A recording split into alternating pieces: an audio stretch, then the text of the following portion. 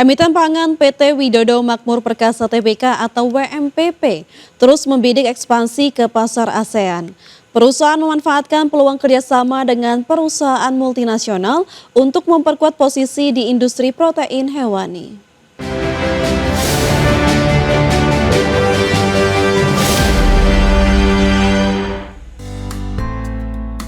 PT Widodo Makmur Perkasa Tbk mulai menjajaki peluang ekspansi ke pasar ASEAN melalui kolaborasi dengan perusahaan global. Langkah ini menjadi bagian dari strategi untuk meningkatkan skala bisnis dan daya saing.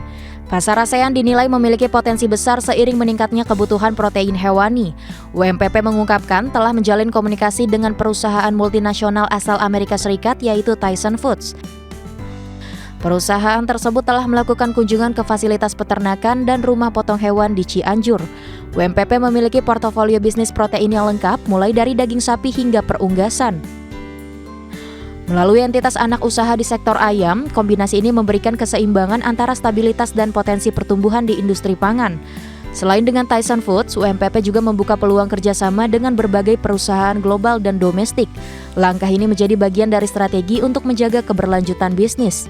Pertumbuhan bisnis WMPP juga didukung program pemerintah seperti makan bergizi gratis, yang diproyeksikan meningkatkan konsumsi protein nasional. Program ini diperkirakan menyumbang kebutuhan signifikan untuk daging ayam telur dan daging sapi. Permintaan protein hewani di Indonesia dan kawasan ASEAN diperkirakan terus meningkat seiring pertumbuhan ekonomi dan jumlah penduduk.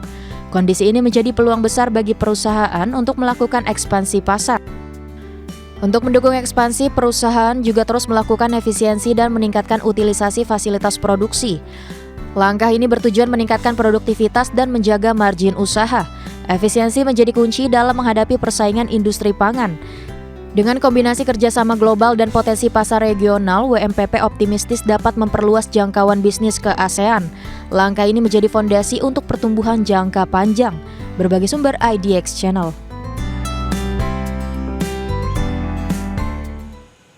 Emiten pertambangan PT ABM Investama Tbk atau ABMM terus menggenjot pertambangan aset tambang baru. Langkah ini dilakukan untuk mendorong kinerja dan menjaga pertumbuhan di tengah dinamika industri batu bara global. PT ABM Investama Tbk terus mendorong pengembangan aset tambang baru sebagai strategi pertumbuhan. Salah satunya melalui pengembangan tambang di Aceh yang telah mulai melakukan penjualan perdana. Tambang ini ditargetkan dapat mencapai produksi stabil untuk menopang kinerja perusahaan sepanjang 2026. Selain itu, ABMM juga tengah mengembangkan aset tambang baru hasil akuisisi di Kalimantan Tengah. Saat ini tambang tersebut masih dalam proses perizinan dan ditargetkan mulai beroperasi pada kuartal 3 2026. Langkah ini menjadi bagian dari strategi ekspansi perusahaan. Perusahaan tidak hanya menambah aset baru, namun juga mengoptimalkan aset yang sudah ada. Untuk meningkatkan produktivitas dan efisiensi operasional, sepanjang 2025, ABMM mencatat penurunan kinerja dengan pendapatan sekitar 1,04 miliar dolar Amerika Serikat. Turun 13,5% secara tahunan. Laba bersih juga turun signifikan menjadi sekitar 70 juta dolar Amerika Serikat akibat melemahnya harga batu bara dan tantangan operasional. Untuk mengurangi ketergantungan pada batu bara, ABMM juga membuka peluang diversifikasi ke sektor mineral lain, termasuk menjajaki akuisisi tambang emas sebagai sumber pendapatan baru. Pengembangan aset baru diharapkan dapat meningkatkan volume produksi dan penjualan, sekaligus memperkuat posisi perusahaan di industri pertambangan nasional. Perusahaan menargetkan kinerja yang lebih stabil di 2026 seiring beroperasinya tambang baru. Industri batu bara global masih dipengaruhi fluktuasi harga dan kondisi geopolitik. Namun permintaan energi masih menjadi penopang utama sektor ini. Kondisi ini menuntut perusahaan untuk lebih adaptif dalam menyusun strategis bisnis. Dengan pengembangan aset tambang baru dan optimalisasi operasional, ABMM optimistis dapat menjaga momentum pertumbuhan. Berbagai sumber, IDX Channel.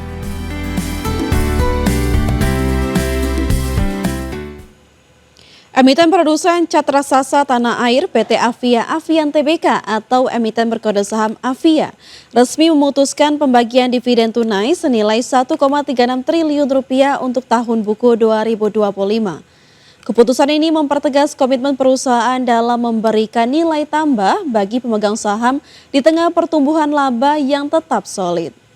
Dalam rapat umum pemegang saham tahunan atau RUPST yang digelar di Surabaya pada 9 April 2026, Avian Brands menyepakati pembagian dividen total sebesar 1,36 triliun rupiah.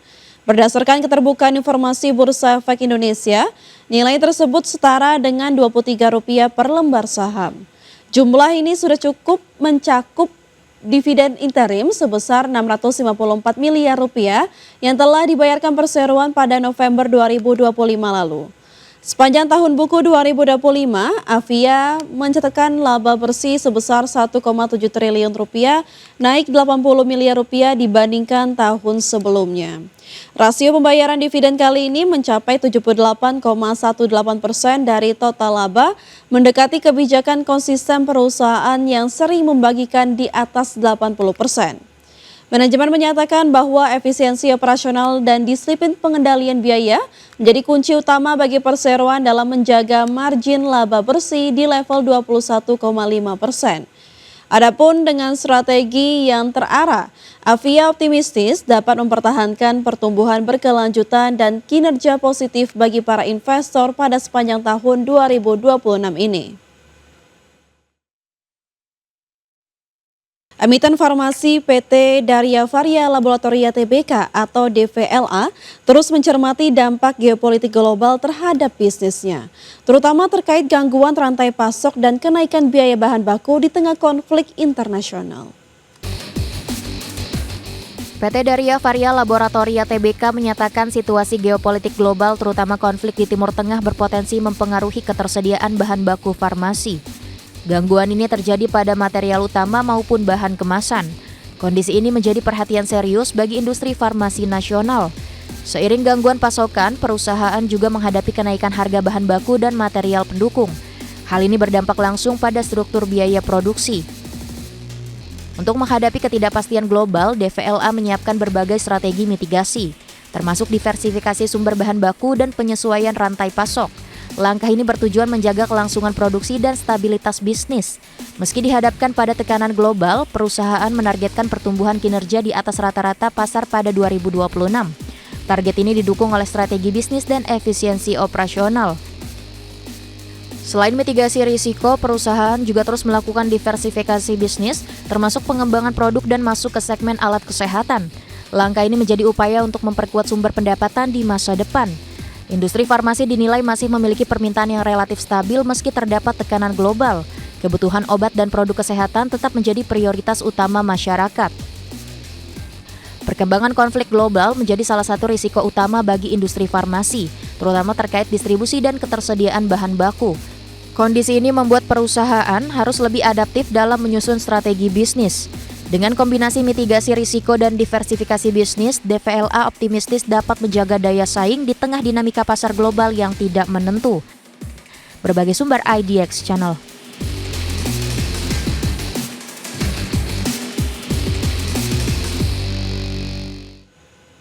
Tim Kejaksaan Tinggi Jakarta menggeledah kantor Kementerian PU.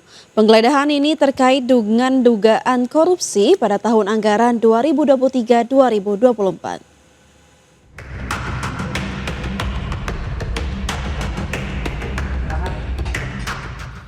Tim penyidik Kejaksaan Tinggi Jakarta menggeledah sejumlah ruangan di gedung Direktorat Jenderal Sumber Daya Air SDA dan Direktorat Cipta Karya, Kementerian Pekerjaan Umum Jakarta Selatan Kamis siang.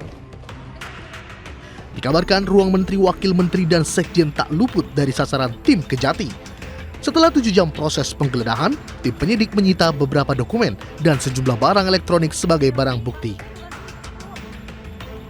Sementara, Menteri Pekerjaan Umum Dodi Hanggodo mengonfirmasi penggeledahan tersebut dan memberi izin kepada penegak hukum.